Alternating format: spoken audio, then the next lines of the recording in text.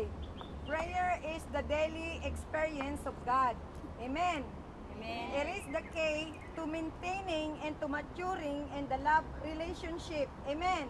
Amen. Revealing the meaning of Scripture. Ano ba yung revealing? Revealing.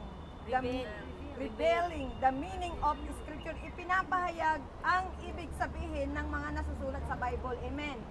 Extending God's invitation. Ito yung ibig sabihin ng pananalangin. And directing one's life into major adjustment and obedience. Kapag ikaw ay laging nananalangin, ini-invite mo ang Diyos sa buhay mo at siya po ang nagdadirect ng iyong buhay. Amen. Amen. So ito po yung nagkakaroon tayo ng major adjustment at sa kapag nakuha mo yung na-reveal ng Diyos sa iyo yung salita niya, ikaw ay sumusunod sa kanyang kalooban. Amen. Prayer is the offering of all our desire to God with a humble confidence that we shall obtain mercy through Jesus Christ our Lord. Ang prayer daw, ito yung offer. Ano ba yung offer? Inaalay ang ating desire, yung ating pagnanasa, inaalay natin sa Diyos na ito mayroon humble spirit with confidence. Kapag humble heart ka, may confidence. Amen. That we shall obtain mercy through Jesus Christ our Lord. So, ito yung prayer. Unang-una, it is the soul's desire to God. Hindi ba katulad ng isang tupa o isang usa? Ang usa, lagi po siyang usa. Thank you. Sige lang, kayo lang ang magre-review sa akin for correction. Not correcting, correction. Amen. It is the soul desire to God. Yung desire ng pagnanasa ng iyong puso o pagnanasa ng iyong kaluluwa. Kaya katulad ng usa. Usa ba? O pusa? Usa. Okay. Hindi mo makikita sa likod. Hindi, o nga yung nasa yung video atin. Okay. It is the soul desire to God. Psalm 42:1 to say, ang katulad natin ay katulad ng isang usa na ang hinahanap ay laging malamig na batisan. So, ganun din ang kaluluwa natin. Lagi nating hahanapin doon sa presensya ng Panginoon sa pamamagitan po ng pananalangin. Amen. Pangalawa, it is a cry, a supplication. Ito yung pag-iyak. Hindi ba pag supplication, ibig sabihin, yung supplication, yung nananalangin ka in behalf of others. Amen? Yung, Lord, I pray sa aking kapatiran, ipuin mo ang kanyang puso na manumbalik siya sa iyong gawain. Lord, I pray na uhawin mo ang puso at kaluluwa ng lahat kong mga kapatiran. So yun ang lagi kong ninanasa, yun ang ikinakry ng aking puso, yan ang iniiyak ng aking puso na sa hindi mo ipinapanalangin ang iyong sarili, kundi ipinapanalangin mo yung kapwa mo mananampalataya. Amen. So, sabi dito, it is an instinct that must have an utterance. Ano ba yung instinct that must have utterance? Katulad po ng isang balo, di ba? Yung balo po, lagi po siyang kumakatok doon sa pintuan ng kanyang kaibigan at humihingi po ng tinapay. So, hindi po siya pinagbubuksan nung una, nung pangalawa, nung pangatlo, hindi po siya nag-give up sa kanyang pananalangin. At siya po ay may utterance na kailangan ko ang pagkain ng aking bisita. So, ganun din tayo, meron po tayong utterance sa Panginoon na laging manalangin. Amen. Katulad ng balong ito na hindi po siya nag-give up. Amen. Katulad po.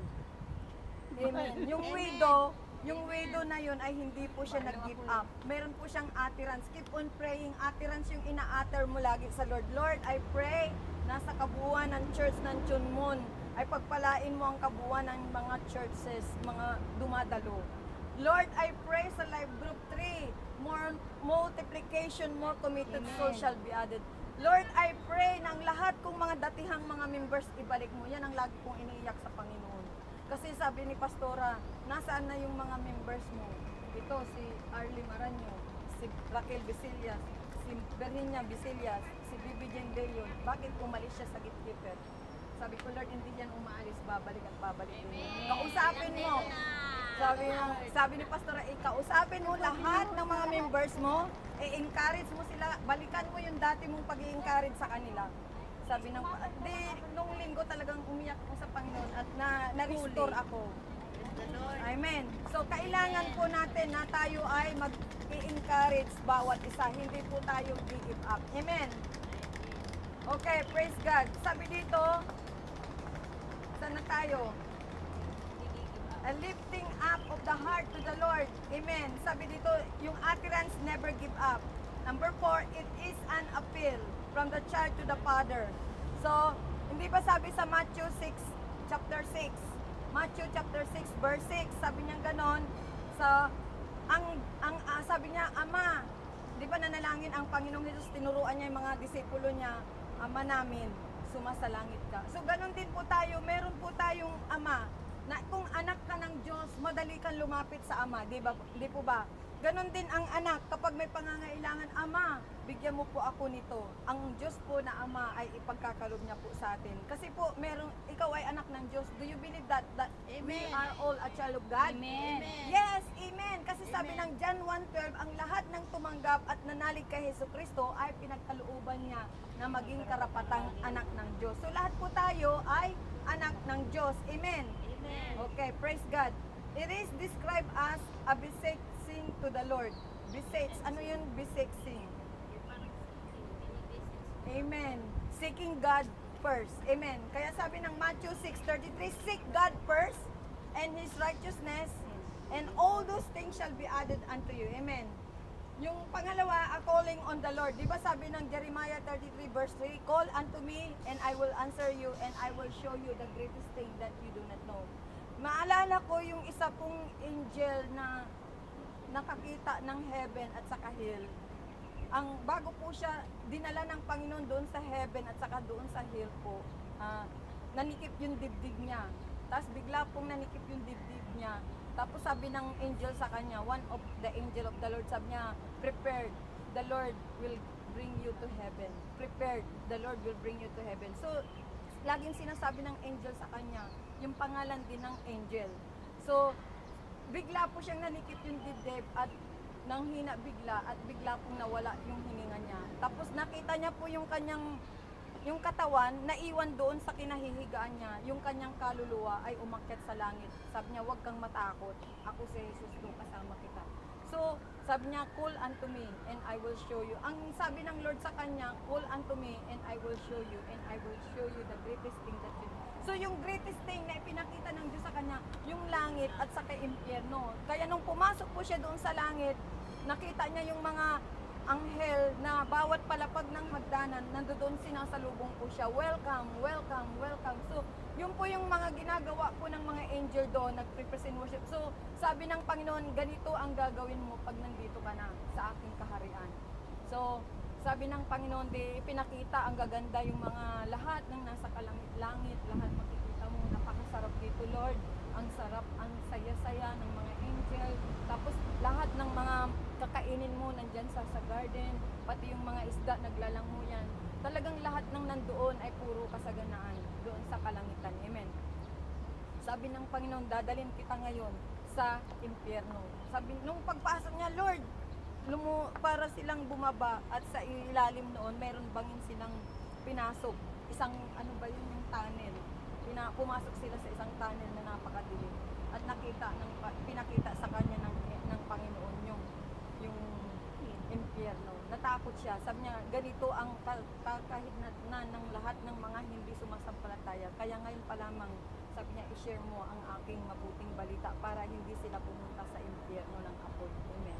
So lahat po tayo, kailangan po tayo ay maging kabahagi doon sa revelation ng angel na yon na tayo ay hindi mag-give up na manalangin sa Panginoon. Amen. Kasi kapag tayo ay laging nananalangin, malalaman po natin kung ano po yung news doon po sa heaven. Amen. Meron po kayang good news sa heaven. Kapag lagi kang kumakatok sa pintuan ng Panginoon, papakita kaya ng Diyos sa iyo, oh, ito ang magandang balita dito sa heaven. Napakasarap kayang damdamin yun. Amen. I experienced that before. Kapag ako'y laging nananalangin, ang aking nararanasan ay kapangyarihan ng Panginoon at nalalaman ko yung ano yung balita sa langit. Ano yung balita sa langit? Sabi niya, oh, minsan nanood ako ng isang YouTube. Yun nga. Tapos biglang nag-ano sa akin, nangusap ang Lord. Yung nga yung pinanood ko sa YouTube, yung about heaven and hell. So yung nang nakita ko, sabi ng Lord, oh, heaven is real at saka yung hell is real. Sabi ng Lord, warning, please share it to all your people, to all your friends. This is a warning for them. So sabi ko, Lord, bakit ko pa i-share? Sige, keep on sharing, keep on sharing. So I believe in my heart na nag-i-invest tayo, nang nag-share tayo ng Word of God, more blessing will come in our way. Amen. So, never give up. Na tayo po, ibuhos po natin yung laman ng puso natin sa Panginoon. Amen. So, calling to the Lord kanina, lifting up the heart to the Lord. Yung i-lift up natin yung puso natin sa Diyos. Di ba minsan mayroon tayong nararamdaman na kabigatan. Minsan pag nasasaktan tayo ng kapwa nating mananampalataya, minsan nandyan yung guilt na hindi tayo makapanalangin. Di ba? Nandyan yung minsan parang may gap. So, minsan kailangan, Lord, ipo-pour out ko ang puso ko sa iyo. Tulungan mo ako na ako ay bigyan mo ng puso. Yung bantayan mo ang puso ko, bantayan mo ang isip ko na hindi ako magkasala. Ganon po yung nais ng Panginoon na panalangin para sa atin. Amen.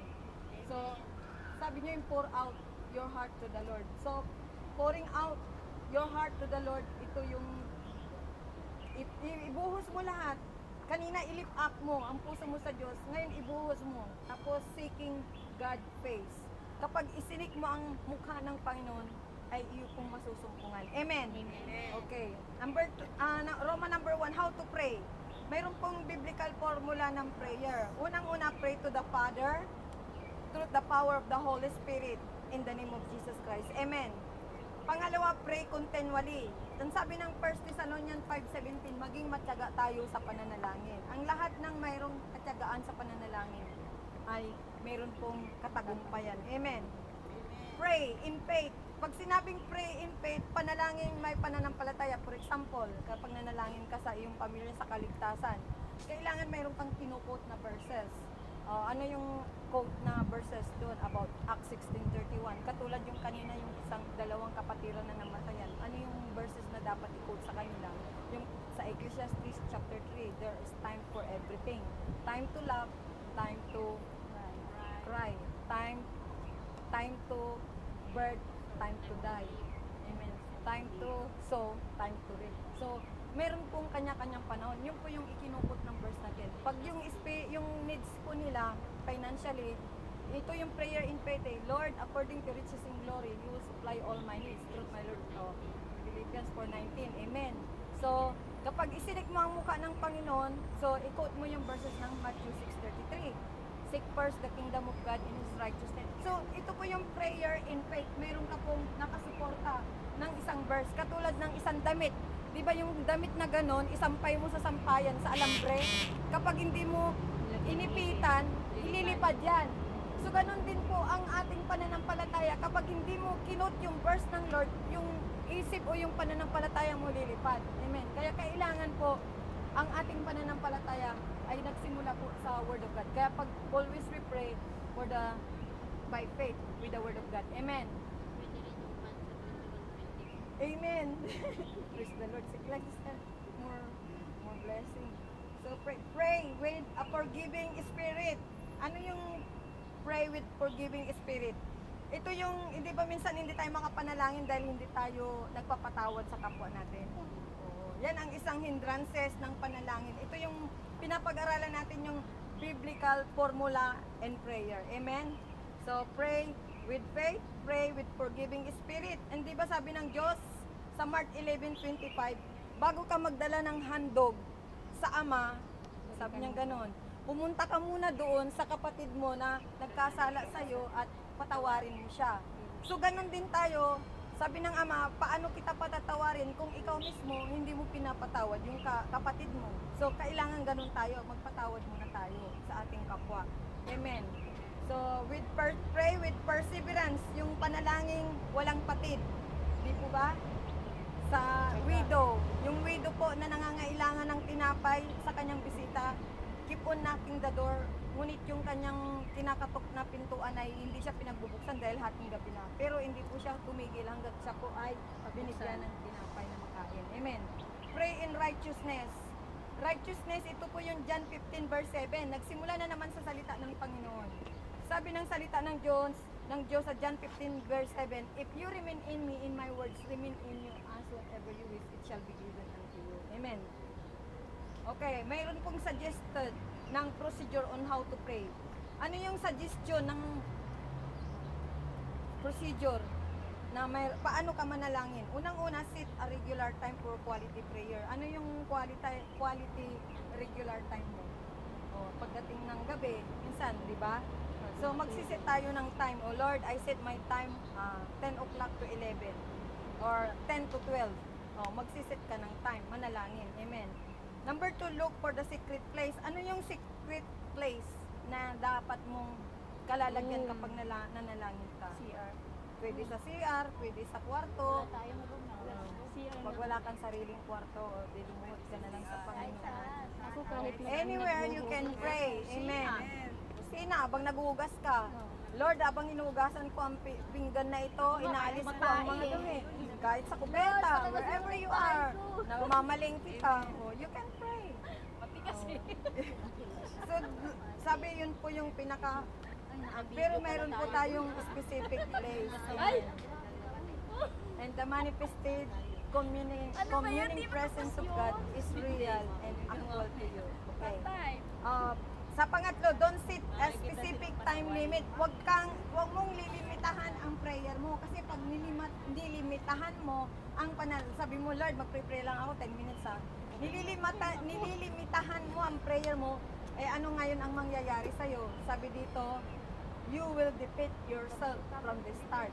Dinidefeat mo yung sarili mo sa simula pa lamang. Kasi hindi ka pa man nagsisimula, nililimatahan mo na ang Diyos sa buhay mo. Prayer will become a heavy burden rather than a door into a loving relationship with your Heavenly Father. So, kailangan wag po nating limitahan ang oras natin sa Panginoon. Amen.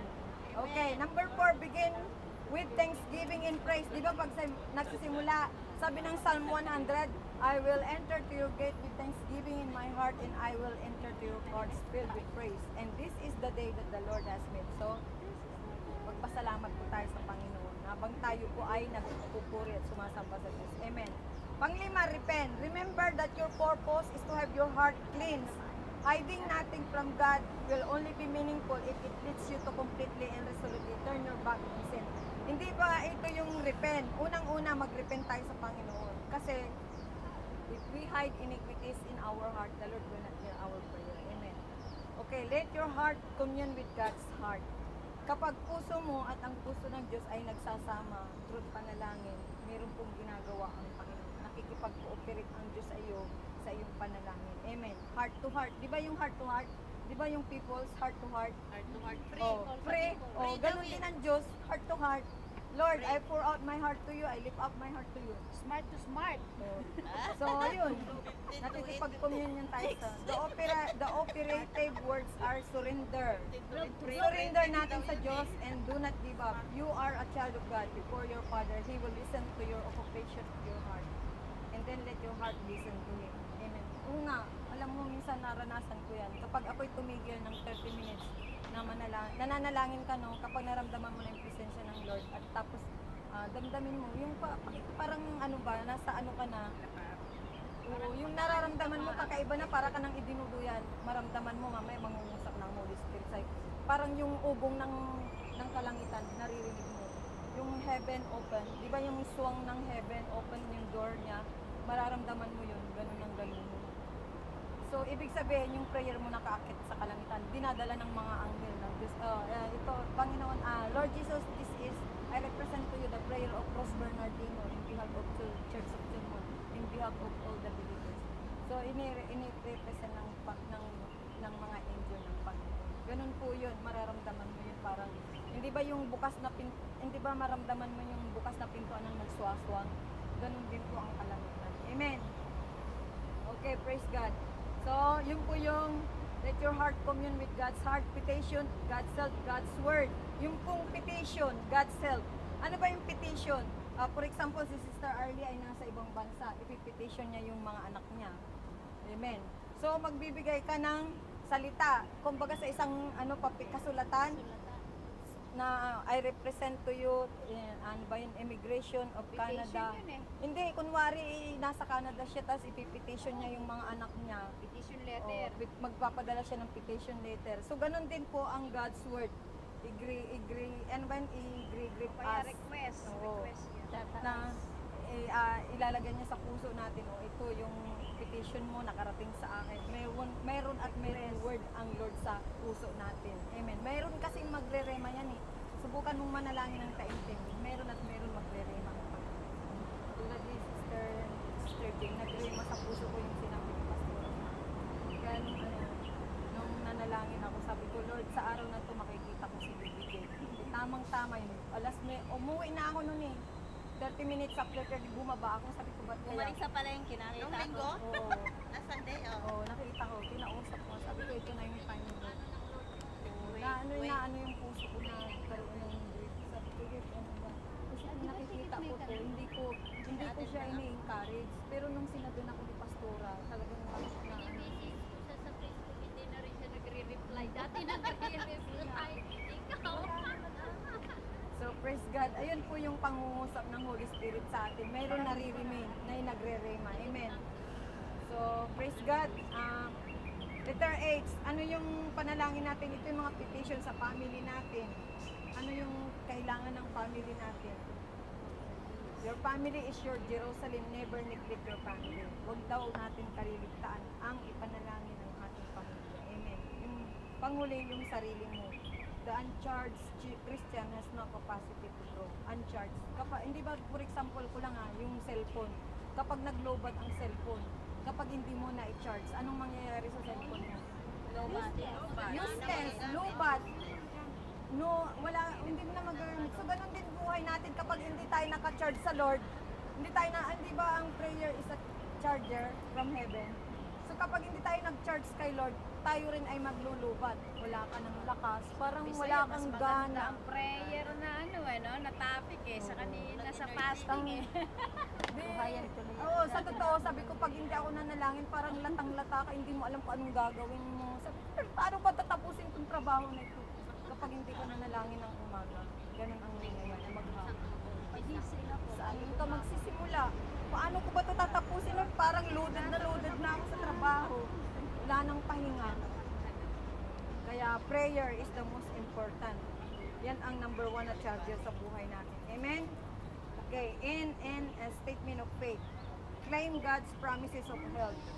Okay, pattern for prayer. Ano yung pattern? Acts. Ano yung acts? Letter A, yung adoration. Yung letter C, confession.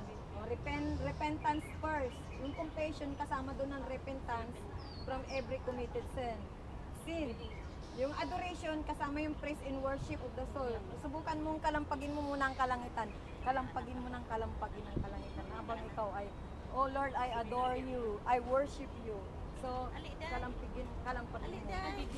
So, confession. Kami dito. Letter T, A-C-T-S. Thanksgiving. At saka yung pangapat, supplication. So, yung supplication kasama doon yung intercession, request, petition, and desire. Amen. Okay. Pangalawa, where to pray? Saan tayo mananalangin? Anywhere. Amen. May pray Anytime. everywhere. May pray in the closet. May pray in the temple, in the church. Amen. Sister, dito kayo lahat. Fasting mo na doon sa Hindi, prayer. Hindi mo nakakain. Okay, when to pray? When to pray? Kailan tayo mananalangin? Saglit lang po, matatapos Anong na. oras, anytime. Amen. In the morning, and at noon and evening, day and night, always and daily. Okay, nandun na tayo sa where to pray, when to pray. Okay, ang posture ng pananalangin. Ano ba yung mga posture nyo? Mayroon bang nakaganon? Mayroon ba nakaganon? Ano yung posture ng pananalangin? Kahit nakatayo, kahit nakaupo, kahit Amen. nakaluhod. Yung mga Hindi pwedeng manalangin na nakahiga. matutulog ka na nun. Kamay. Kasi makakatulog ka noon. Okay, ito, unang-una, with bow head. Ano yung ibabaw head? Ito, nakayuko. Yung ito nandoon sa, kanina natuwa ako kasi maraming nakipag-isa sa panalangin. So, yung noo nandoon sa lapag. Kaninang umaga, kaya I encourage you all, my dearest friend in Facebook. Lahat ko naman kay Facebook ko, ka-friend ko naman kayo. Ay, hindi, ah. binlock na kita. Joke! attendance sa prayer regular natin sa devotion every Sunday. Amen? Alam niyo napakasarap at napakaganda ng kalooban na mararamdaman ninyo. Just ma-experience ninyo yung God's power and love. Amen? Katulad kanina, for the first time, lahat ng mga nakiisa, mga baguhan, talagang nag-iyakan ang bawat isa. Kaya si Sister bago siya kanina sumama sa amin. Si Sister, yung mga baguhan. Kaya sabi ko, Lord, thank you. I do believe na sa susunod, marami pa. Amen. Okay. Ano yung posture ng prayer? Bow head while falling on the face. Yung face mo nasa lapag. Tapos kneeling, nakaluhod. Kaya makikita mo yung nakaluhod na 1 oras, 2 oras, sanay-sanay na yan na lumuhod ng 3 oras. Kaya kanina tinitignan ko yung makaluhod na 1 oras kasi 1 hour kami na hindi tatayo. Oh. At least yung iba nakakatagal na sila ng 1 oras, 2 oras. Pero ang 1 oras lang kami doon. Amen. Tapos yung while sitting, nakaupo, ganyan. Pwede kayong manalangin, nakataas yung kamay ninyo. With lifting up on hands. Amen. Looking up. Pwede rin nakapanalangin na itaas mo yung kamay mo sa heaven. Lord, I praise you for who you are. You are so wonderful. How lovely you are. How lovely to dwell in your presence day by day to see the beauty of the Lord. Ganun, di ba? Yung ikukot mo yung mga psalm verses. Lord, how lovely to dwell in your presence day by day. This is my desire, O Lord, to dwell in your presence day by day to see the beauty of Christ. Amen. So, ito po yung lifting hands while looking up with the spreading of our hands. Di ba si Jesus Christ, nung yung 2 isda at 5 bread? Tama ba yan? 5 loaves of bread, saka 2. Hindi ba sabi ni Jesus Christ nung inilip up niya yung tinapay at saka at tapos pinagpala ng Diyos, nag-multiply. So ganun din tayo, kapag tayo nananalangin nakataas ang kamay natin, mag-multiply. Amen. Okay, praise God. Tapos na sister, malapit na. Okay, saan na tayo? Posture, weeping, talking, agonizing, groaning. Ano yung groaning? Groaning. Yung ikaw ay nananalangin na may kasamang iyak sa Panginoon. Amen. Okay, praise God. Ano yung mga hindrances ng panalangin? Roma number 5 na tayo. Tapos na. Hindrances ng prayer unang-una ay unbelief. Walang pananampalataya sa Diyos. Pangalawa, iniquity of sin. Amen. Pangatlo, an unforgiving spirit. Pang-apat, wrong motives. Ano yung wrong motives dito na ating dapat na matutunan? Kapag, sister, ang ganda ng bahay mo, mag-pray rin ako, magkakaroon din akong ganyan. Kumbaga, nakikipagpaligsahan ka. Inggit. Yun ang wrong motive. Amen. Kapag kayo nakakita ng isang kapatiran na ganyan, maganda ang bahay. Lord, bless her more. Lord, bigyan mo ako ng sasakyan upang maipakita ko sa kanila ang mga Amen. Ang inggit niyan, wrong motive yun. Kailangan, Lord, bless her, my sister, increase her, more wisdom, more knowledge, di ba? Okay. Neglect of mercy. Ano yung neglect of mercy? Yung, ano yung neglect? Sa Tagalog. Binaliwala mo yung kahabagan ng Diyos o kaya hindi ka naaawa sa kapwa. Kapabayaan. Neglect. Matatalino mga kapabayaan. So yan, lumalabas yung mga ano namin, Okay. Prayer is the backbone of the church. Kaya kailangan ko kayo manalangin kasi nasa win na tayo. Amen. Kaya ako nagtuturo ng panalangin kasi ang grupo ng Life Group 3 ay Win Ministry na po. Win Ministry na ibig sabihin Warrior Intercessor Network. So nasa prayer warrior po tayo. Kaya po itinuro ko ang prayer kasi po nasa prayer intercession po tayo. Amen. We are a winner. Prayer is the backbone of the church. It is the power source of every Christian. It energizes, it transforms. Our Lord Jesus Christ always sought retirement for prayer. He who is imbued with all the power of God, the Alpha and the Omega, the King of Kings, no less built and model the preeminent necessity of a life of prayer. So prayer is the number 1 of our spiritual connection to the living God. Amen? The online 24 hours is the heaven. Amen. Okay, tayo po ay tapos na at marami pong salamat. Sige po, mag-pray muna tayo. Lord, pakasilyuhan mo po ng makapangyarihang banal na Espiritu Santo mo ang lahat po ng aming natutunan about sa panalangin. Dalangin ko, Lord, ang Win Ministry ay patuloy mo kaming turuan manalangin ayon po sa nais at kalooban mo. Salamat din po, Diyos, sa lahat ng mga nakipag-isa sa Bible study po na ito sa seminar ng prayer. Dalangin ko, Lord, na patuloy mo itanim sa aming mga puso at kaisipan ang lahat ng aming mga narinig at natutunan.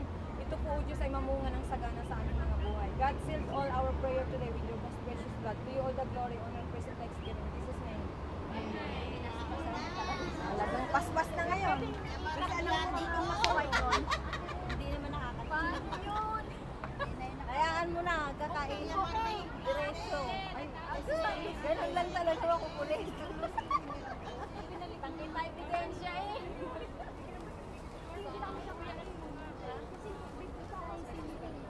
Meron pa yan. Sino ang ano dapat mag-7? Ha? Ano ang nalapitan? Ate Rose. Sa susunod, tanungin pa si Sister Luz. Sister Rose, pumunta ka ba sa bahay? Mamaya. May time pa ako. Kasi meron kami Thanksgiving natin ngayon. Handaan. Aalis ka na lang. Hindi ka nakakain. Nasaan yung pansit? Yung pansit.